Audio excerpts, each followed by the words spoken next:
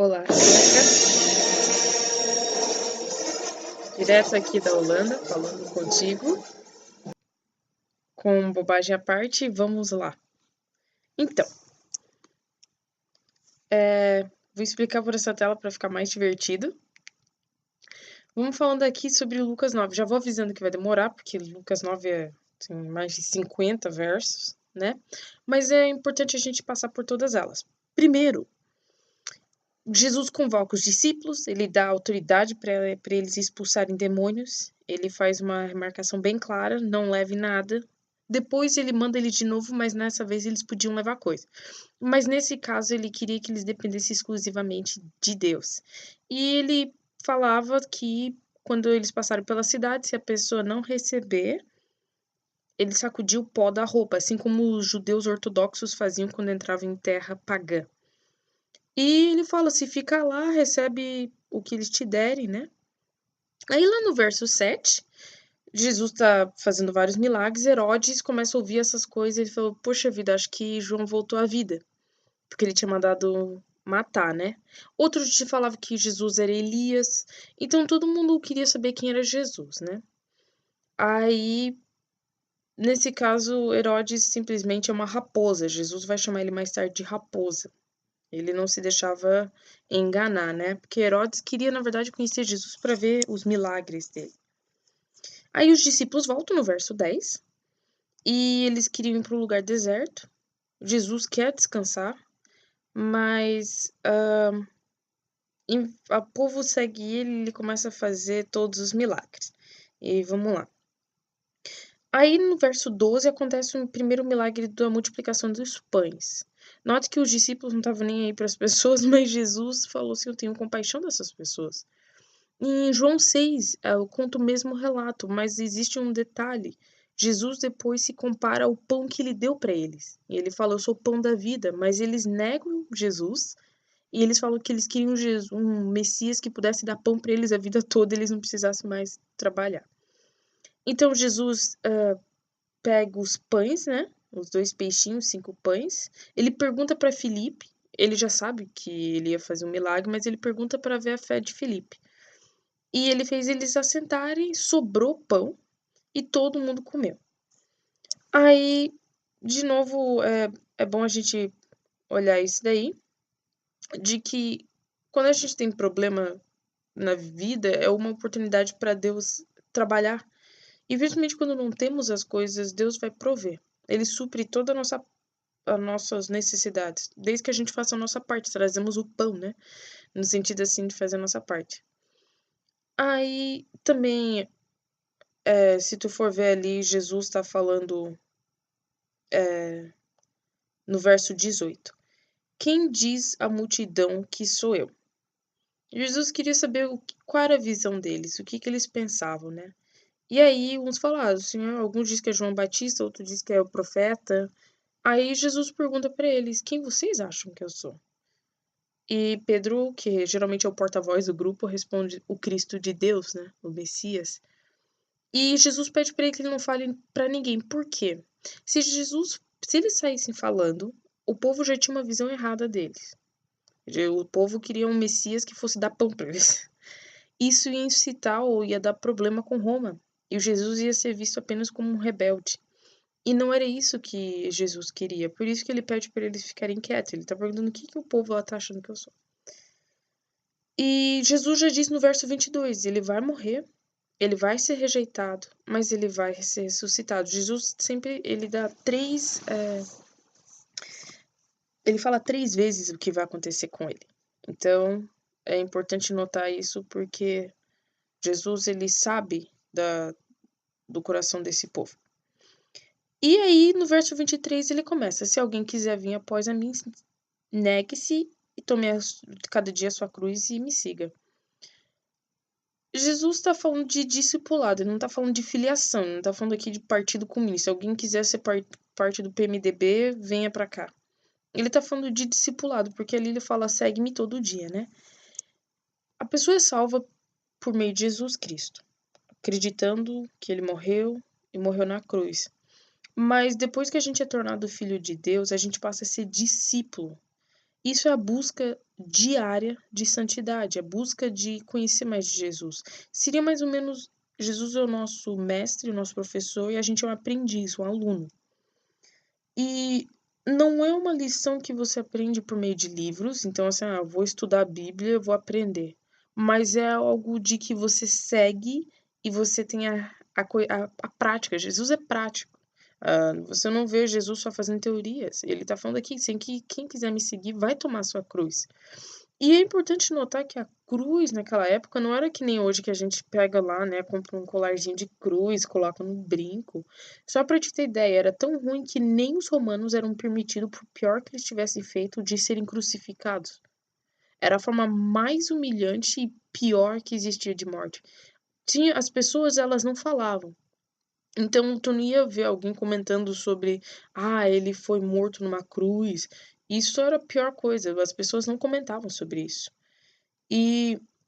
Mas Jesus, ele pega esse símbolo que é de vergonha, que é de culpa, sofrimento, rejeição, porque isso é praticamente, e ele fala mais ou menos que isso é o requisito, que eles precisam tomar isso. E eles devem dizer não para si mesmo. Eles devem negar a própria carne. E eu diria que isso é matar sua carne. Não é somente assim, vou dizer não para minha carne. Não vou, tipo assim, hoje será que eu vou com essa roupa? Não, não vou com ela. A carne, ela sempre tá pedindo para você pecar. E se você não tomar atitude de negar ela, você não tem como se identificar com Cristo.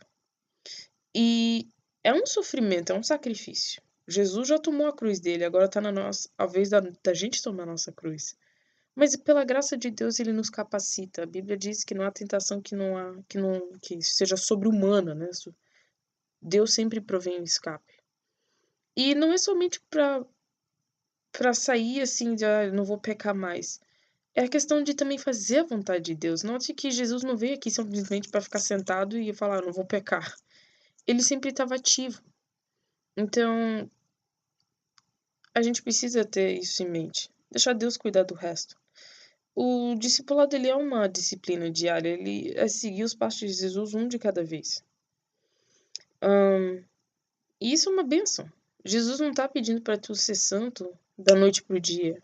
Ele está falando carregar a cruz todos os dias. E a gente deve ter a motivação não da gente ser melhor pessoas para o mundo, mas é para glorificar Cristo, é para nos identificarmos com Ele. Porque Jesus fala, né, que aquele que se envergonha dele, Jesus vai se envergonhar dele, daquela pessoa também quando ele voltar, tá? Marcos 8:38. E a gente não deve ficar envergonhado. E depois a gente pode ir mais para baixo, né? Aí Jesus é transfigurado. O que é transfigurado? Jesus, ele aparece com outro corpo, uma forma gloriosa. Aí algumas pessoas perguntam, para quê? Mas Jesus, o que ele queria? Ele queria mostrar que ele era filho de Deus. Depois que Pedro já tinha confessado ele mostra. E ele também foi uma forma de encorajar, o Deus encorajar Jesus, né? Falando, você é meu filho amado. Porque Jesus já estava indo para Jerusalém, onde ele ia ser morto, né?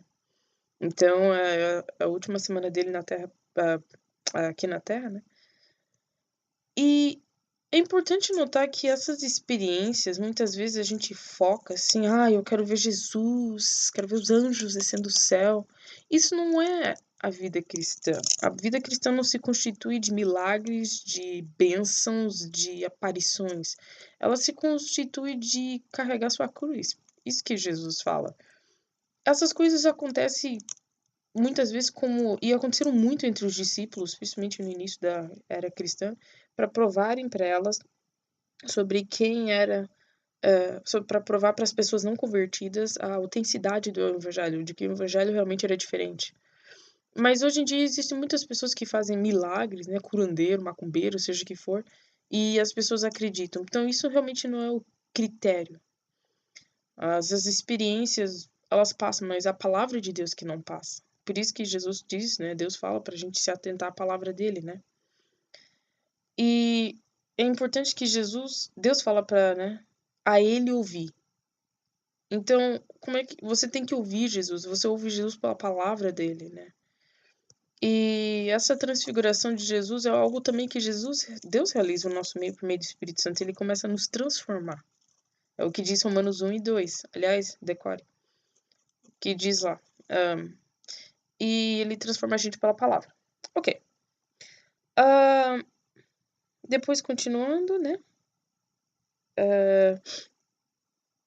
Deixa eu ver. Aí tem um caso de um filho que está endemoniado. Primeira coisa que é importante notar. Jesus perde a paciência com o povo. Não é fácil para ele também. Ele tinha acabado de mandar eles em missão. Ele tinha acabado de ver os milagres de Deus.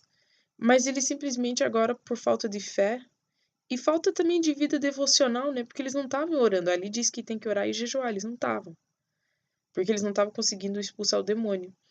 E também eles estavam perdendo a confiança no poder de Cristo. Por que eles fizeram antes e agora não pode? Por isso que Jesus fala que a cruz é diária, porque até os apóstolos com Jesus estavam perdendo o foco. Aí eles expulsam o demônio, né? E todos estavam pasmados, né? Diz ali no verso 43. Aí depois ele repete de novo. O filho do homem, no 44, será entregue nas mãos dos homens. E ele disse, eles não entendiam, estava encoberto. Eles estavam. Essa tá encoberto. Às vezes a gente pensa assim, eles, coitados. Mas esse encoberto, na verdade, é causado pela própria cegueira do homem. Quando ele não quer aceitar a verdade de Deus. Então, Jesus tem que abrir os nossos olhos e abrir os olhos das pessoas, né? Eles também estavam temendo interrogá-lo, porque eles não queriam saber também muito a verdade, né? E, enfim. Aí eles tiveram ali quem seria o maior. Talvez isso fosse por causa da transfiguração, ou porque eles tinham acabado de serem repreendidos lá na questão de expulsar o demônio. Seja qual for o motivo, Jesus viu o pensamento deles. Ele falou, pegou uma criança. Por que Jesus é criança? Naquela época, mulher e criança era desprezado praticamente. Então, Jesus olha para a condição deles de tal um coração que está desprendido das coisas, de que depende de Deus. E isso também para nós é importante. Jesus está falando que a gente precisa ter o coração que nem uma criança para amar Ele, para seguir Ele, e não de querer ser o maior. Aí no verso 49, João fala assim: vimos alguém que expulsa demônio em teu nome, proibimos porque não está com a gente. Aí Jesus chega e fala assim: não, quem não é por nós não é contra nós, né? Aqui nesse caso eles estavam querendo que o grupinho deles fosse o seleto. Não que Jesus está provando que qualquer um que fala de Jesus, amém. Tem muito falso profeta, até porque Jesus repreende os fariseus. Mas nesse caso era mais de facção, digamos, né? Aí no verso 51, aconteceu que, completando os dias para a Assunção, manifestou o fim proposto de ir para Jerusalém, né? Aí ele queria ir para Samaria. Samaritano era assim. Antigamente, Israel era uma nação. Aí, por causa de confusão, dividiram. 10 tribos, eram 12, né? Ficaram chamado Israel, e ficaram Judá e Benjamim. O que aconteceu? Os samaritanos faziam parte dessas 10 tribos. Na verdade, eram os israelitas, eram as 10 tribos. Eles foram levados cativos e eles ficaram conhecidos então como samaritanos, porque eles já não seguiam mais a lei de Deus, eles tinham já outro lugar para adorar, que ficava em Samaria, e eles tinham desviado totalmente. Então, os judeus que nós conhecemos são os que são do Judá, as outras duas tribos. Enfim, aí eles tinham já intriga. Judeu, por exemplo, não se dava com o samaritano. Nem para tocar. Se tocasse neles, eles lavavam e ficavam ritualmente impuros, de tanto que eles não gostavam. Aí vem Tiago e João, e eles fazem o que às vezes a gente quer fazer. Senhor, dá para pedir fogo do céu e matar toda essa gente? Aí Jesus olha para eles e fala, meu Deus, eu não vim para cá, né? Ele, claro que não fala, meu Deus, né? Mas ele fala que não é o espírito que eu sou. Jesus, ele tem misericórdia e ele simplesmente vai por outro caminho. Jesus tem um espírito manso. Se pensar que o Deus desse universo está pedindo para passar por um lugar que ele criou e as pessoas rejeitarem, realmente, o que o Tiago e João fizeram parece até certo, mas não é isso. Jesus é muito mais compassionate do que isso. E daí, 56, Jesus fala: porque o Filho do Homem não veio para destruir almas dos homens, mas para salvá-las. A primeira vinda de Cristo é salvação, o segundo é julgamento. Então Jesus não veio aqui para sair matando, né? Como Mohammed fez. Foi lá, Mohamed, né? Vai lá destruindo todo mundo, conquistando, achando que está em nome de Deus. Não é. Jesus vem em paz, ele ensina a amar os inimigos. Aí no verso 5:7 é bem importante até o 62, que continua agora nessa linguagem de seguir a Jesus. Teve um que queria falar assim: eu vou te seguir para onde é que tu for. Aí Jesus falou: se pousos tem covis, aves do céu tem ninho, mas filho do homem não tem onde reclinar a cabeça. Aí ele chega assim: deixa o senhor, mas deixa eu enterrar primeiro meu pai. Nesse contexto, eu enterrar o pai dele, dá a ideia de que o pai dele ainda ia demorar alguns anos para morrer. E Jesus fala: deixa os mortos enterrar os mortos, porém tu vai e anuncia o reino de Deus. Jesus não está sugerindo desonrar os pais, mas se a tua família te faz enfraquecer o amor que tu tem por Deus, tá errado. Jesus diz que a gente deve seguir ele acima de tudo. E o nosso amor por Deus deve ser tão intenso que o que a gente faz pela família pode até parecer ódio, mas na verdade é pelo zelo. Tu sabe como na minha vida era assim, às vezes, Julie, mente lá, fala que eu não tô. Eu falo, não, não posso. Por quê? Porque eu sou cristã. E às vezes isso pode acontecer no casamento, relacionamento com amigos. Pô, tu era assim, e agora? Cara, se tu segue Jesus, tu não segue mais ninguém. Não que você desrespeita as pessoas, mas você tem um novo Senhor. Ele é teu dono. A Bíblia vai dizer que antes éramos escravos de Satanás, agora somos escravos de Deus. Alguma pessoa, que horror ser escravo de Deus. Cara, a melhor coisa é estar debaixo das asas de Deus. E o escravo não tem vontade. O escravo ele serve, mas não tem rei melhor do que servir do que Jesus. E é importante ver que essas pessoas aqui, principalmente nesses últimos, né? Alguém coloca a mão no arado, né? Mão na massa e olha para trás. E Jesus fala, não é apto para o rei, não é digno. Essas pessoas, elas tinham vontade, mas faltava para elas poder, com a falta de fé lá dos discípulos, amor, disciplina. E essas deficiências, elas entristecem Jesus. Porque Jesus vai dizer, se não me engano, é 2 Pedro 1, que Pedro escreve que todas as coisas que a gente precisa para viver uma vida piedosa, ou que seja uma vida para Deus, Cristo já nos deu. A gente está falando que o próprio Deus mora em nós por meio do Espírito Santo, uma pessoa da Trindade. Mas a gente precisa ter a disposição e ver se a gente está entristecendo o coração de Cristo ou se a gente está sendo alegria. Mas Jesus, ao mesmo tempo, ele é um Deus compassionate, ele tem paciência mais do que nós temos para nós mesmos. Então, ele vai nos guiando. E é bom notar que a vida cristã é um processo, basta cada dia ser o mal. Devemos ter fé, devemos pôr a mão no arado, não ficar olhando para trás, pensar, e se eu fizer isso? É ir para frente. Se tem gente, pode ser família, amigos, marido, mulher, o que for, que está atrapalhando, Cristo é mais importante. E parece que é desamor, mas na verdade é o verdadeiro amor. Você prova não só para Deus, mas para essas pessoas o quanto valoriza Cristo. E isso também se torna atraente para elas. Bem, espero que meu tempo não tenha sido muito. 20 minutinhos. Vou tocar minha música tema aqui para te gostar dele. E é isso aí. Qualquer dúvida, não esquece de falar.